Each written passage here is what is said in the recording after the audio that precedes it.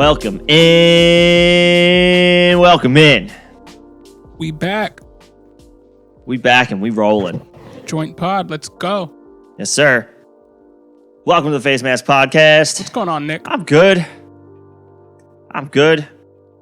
We got Championship Sunday upon us. Yeah, man, I can't wait. Not quite Super Bowl. Not quite Super Bowl Sunday. That's in a couple of weeks, but we got Championship Sunday upon us, and your Bills are still playing. Yeah, man. I'm pretty happy.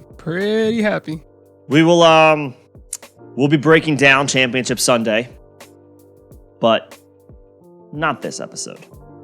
Today we're gonna get into a team that was just knocked out. Yeah, just recently knocked out and has a lot of question marks around it. Lot of question marks. The New Orleans Saints, John, are in what appears to be an offseason of significant transition. Yep. Drew Brees, the report came out from Jay Glazer before the game last week against Tampa that Drew Brees was intending to retire at the end of the season, which is now upon the Saints because they lost. It looks like it's going to be the most turnover for this team since basically he came in on to that team in 2006. Well, they've got a ton of cap issues to sort out. Yeah. And I'm not sure that if Brees' contract comes off the books, how much relief they actually get from that, because I know that the Saints have at least once, they restructured Brees' contract and did that whole kick the can down the road, so they still owe him some money. So even if he retires, he may cost some money against the cap.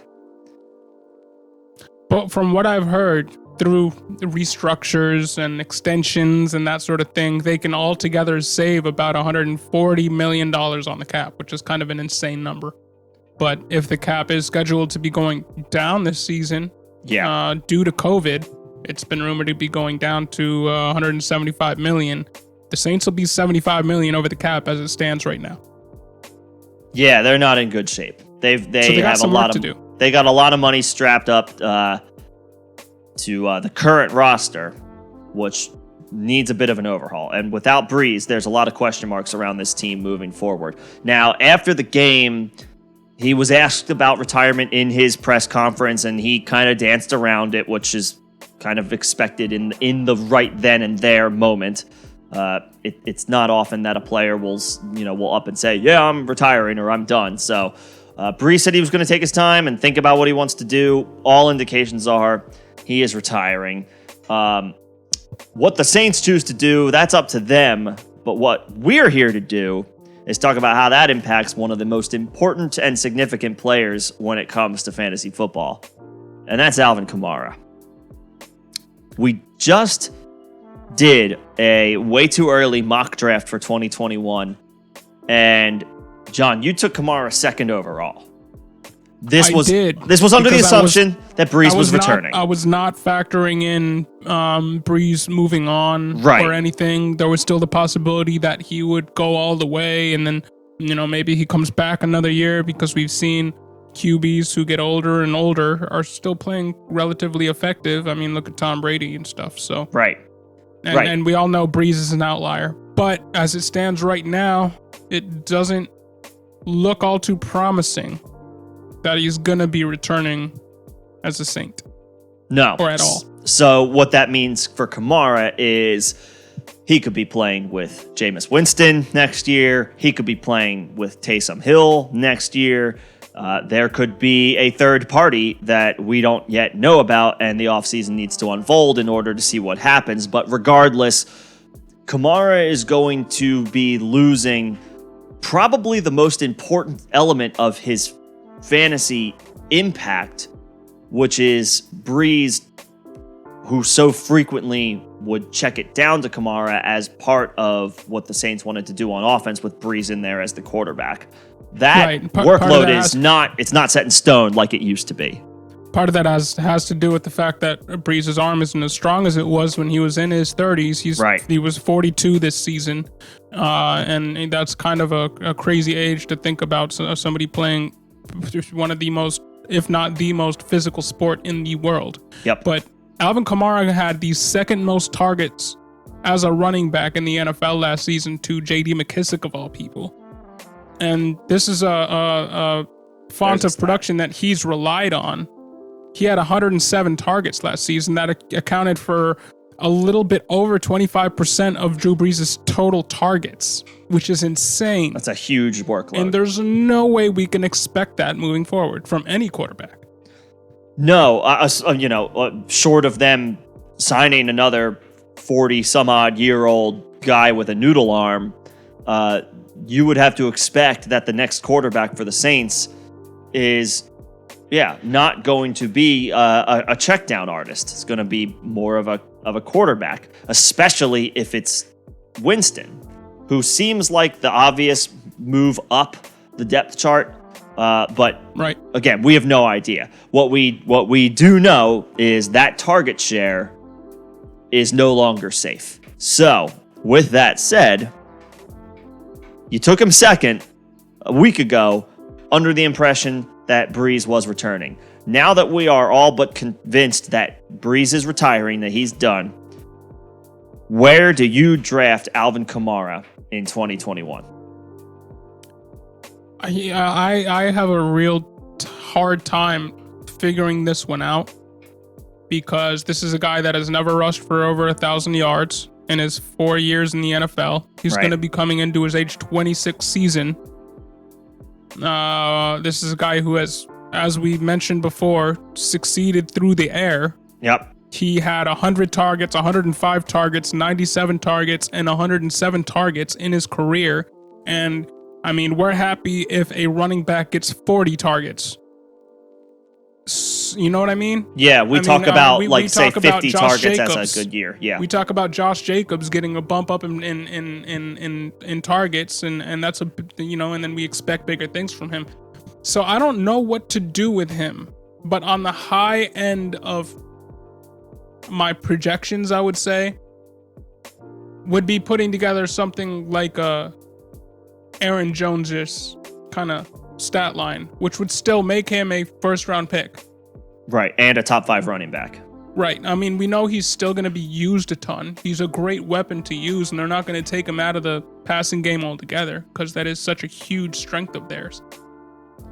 With Drew Brees missing time this year, the Saints inserted Taysom Hill, not Jameis Winston, in that stretch to end the regular season. Kamara had 10.5, 6. He bottomed out at 6 points in the second game with Taysom Hill. Then he went back up to 17 and 19 points. Again, both with Taysom Hill.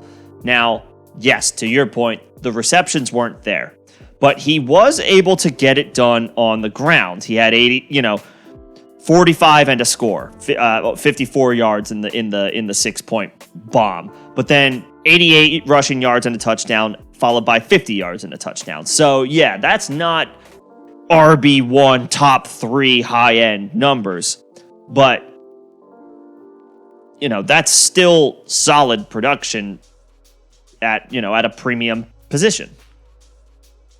Yeah, it is. And, I mean, we don't count on Alvin Kamara like reception totals from any other running back. Right. And I'm looking at what Latavius Murray did through those games, and he had an 100-yard game with 2 TDs in there. So they were also feeding him the rock. They gave him the ball for 12 rushes in the first game with Taysom Hill, and for 19 rushes in the second game with Taysom Hill. So Alvin Kamara was still able to get it done from a fantasy perspective with limited touches, which is something that Aaron Jones did, which is the comparison I made. Yep. So yeah, the more I look at this, the more I expect to see an Aaron Jones-like stat level from Alvin Kamara going forward, regardless of the quarterback. So to me, that says that even with the transition from Brees to whomever, we are grammatically correct on this show, Kamara doesn't fall out of the top 5 as far as the draft. Does he fall from the top 2? Yeah, I will go on record right now and saying I think regardless of the quarterback, I will take Dalvin Cook over Alvin Kamara if I had the second pick in the draft. Where the question comes for me is 3rd overall. because I would expect that the guy who's going to be in that conversation is Derrick Henry. And I think you and I have some slightly differing feelings about Henry going into 2021. So I'll just go ahead and say right now, as much as Kamara might be more of a high floor guy now instead of a high ceiling type of guy, I would think I would still take him as the RB3. So for me, officially right now, he only moves one spot down the draft order. Yeah, and before we started this pod, Nick and I had this very conversation, and I said I would probably still take Derrick Henry over him. But looking, and I don't want to make this into a Derrick Henry pod, but he played well into the playoffs in both of the past 2 years, right? And he racked up a ton of rushes that I was not really counting in my projection. And basically, he's had 400 rushes in back-to-back seasons. And as Nick knows very well, even though he is an outlier of a player, a physical beast. Yep. 400 touches 2 years in a row has to take a toll on your body. And we could see a 2020 McCaffrey season from Derrick Henry. So with that potentially in the cards, I would go Kamara over Henry. I would. So to me, I think he only moves down one spot as well. Yeah, I wouldn't be surprised, John, if the Saints find themselves not just this offseason in a situation where they're kind of in transition, but maybe the 2021 season in general, they find themselves in transition. Maybe the quarterback of the future is not necessarily on that roster. People floated the idea that Taysom Hill could be that guy. Taysom Hill's already 30, and obviously we just got done talking about 42-year-old Drew Brees, but that doesn't happen. Yes, it happens frequently, but it doesn't happen in every scenario. And right now today, it's hard to project 10 years from now and see either Taysom Hill or Jameis Winston as the quarterback for the Saints from now until 2031. That's just, it's hard to say. So I wouldn't be surprised if this is a season of kind of evaluation for the Saints, but they know what they have in Kamara. Latavius Murray, I'll let you speak to the fact that he may be a cut candidate this offseason, but Kamara could reach that 1,000-yard threshold on the ground simply out of just a reshifted volume for him. Maybe they just run him into the ground. I think this is, the end of his rookie contract this upcoming season. It's not inconceivable for me for this to be Kamara's last season in New Orleans. And so to that point, maybe he gets it done more on the ground this year than he has in previous seasons. Yeah, he's never eclipsed 194 rushes in a single year. I bet that changes.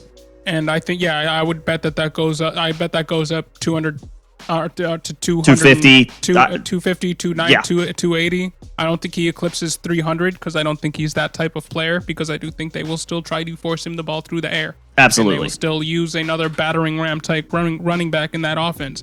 But I just wanted to, before we get into Latavius Murray and what we think about what's going to happen to him, Nick, you and I had a discussion about Jameis, Jameis Winston and Taysom Hill, when that whole controversy was going on, and we were both kind of surprised that they went with Taysom Hill, because we were both under the impression that they were going to go with Jameis Winston. Mm-hmm. From what I've read since, it looks like that was based off of not the Saints not having full faith in their overall roster, in their head coach, and also not wanting to give Jameis the playing time to give him a chance to hit his bonuses, which would have exacerbated their cap situation.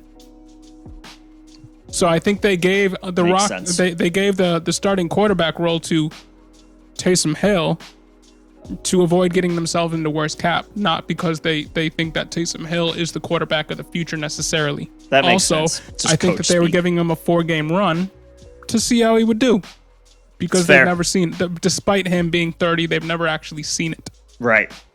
They know what they have in Jameis. They didn't know what they had in Taysom. So I don't really expect Taysom Hill to be their quarterback next season. Yeah, I would expect him to still be on the team as in his continued role. Right. Yeah, as the gadget player, the quote unquote do everything guy. Because he's valuable there. Sure. And is obviously that's a, if he were forced to go in as a backup going in to replace an injured starter, I'm sure the Saints feel comfortable with that if they had to.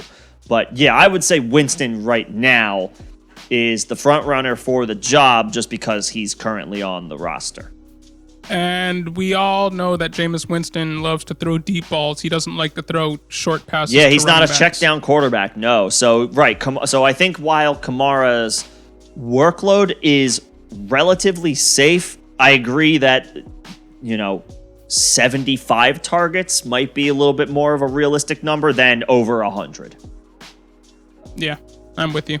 And to speak to Latavius Murray, yes, he comes with a cap hit of 4.7, but a dead cap of $850,000, and he's only signed for one more season. So I could see a road to where they would just cut him because he's 32 years old, going into his year 33 season, and that's insane for a running back, even though it's a running back who has never had a full workload. Yeah, that almost doesn't matter for running backs, unfortunately. It's like when you're over 30 and when you're several years over 30, workload is workload. Time, like the amount of time in the NFL kind of doesn't matter. You're still you're that position that is taking a beating every time you're in there. Right. Even if you don't get the ball, if you're in there in pass pro, you're slamming up against a linebacker. So yeah, to me, that screams the end of the road for Latavius Murray.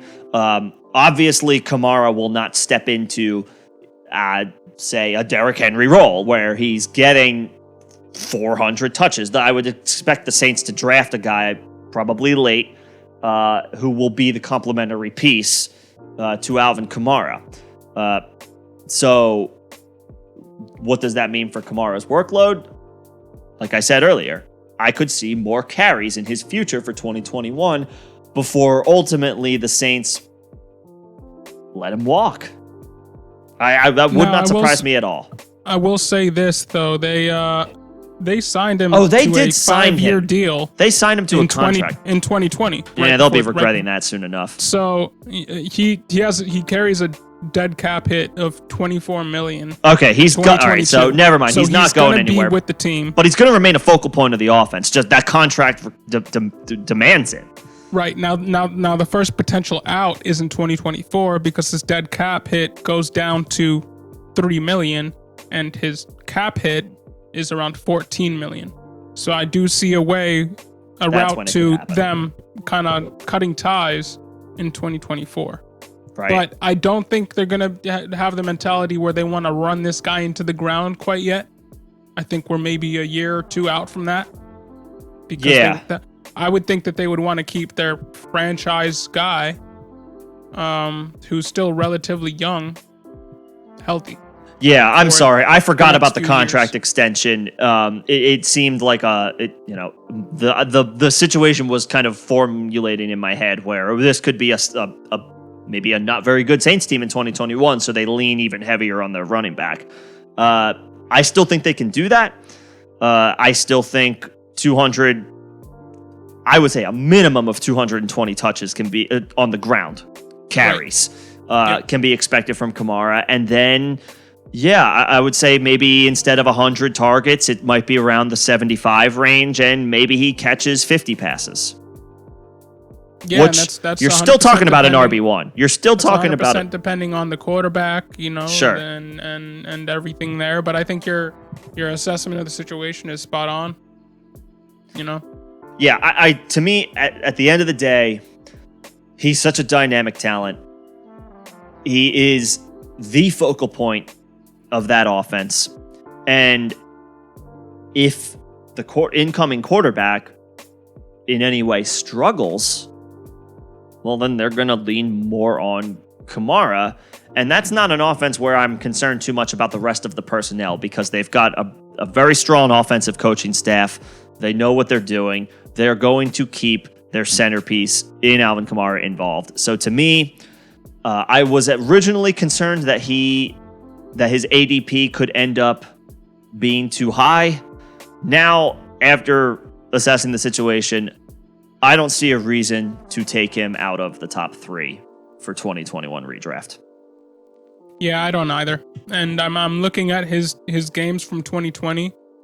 And typically for my RB1s, I want a guy that hits that 20 rush threshold. And we were talking a few pods ago about Derrick Henry, who was hitting that 30 rush threshold.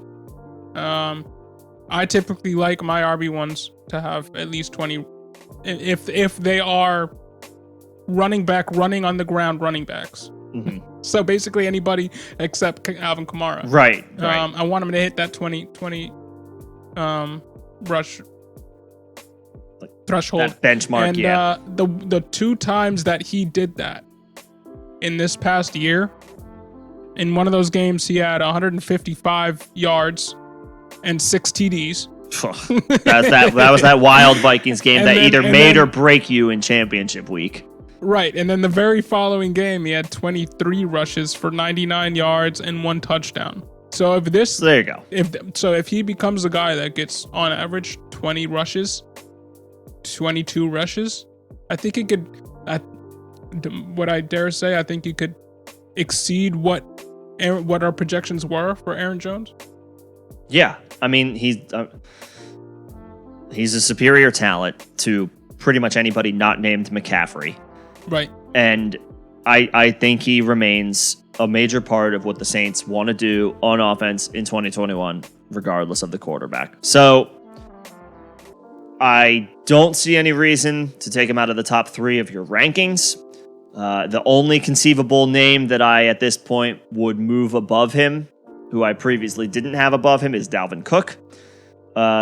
So he falls 1 spot to the top 3, and because of the expected involvement in the offense, he maintains his high-end potential overall RB1 upside.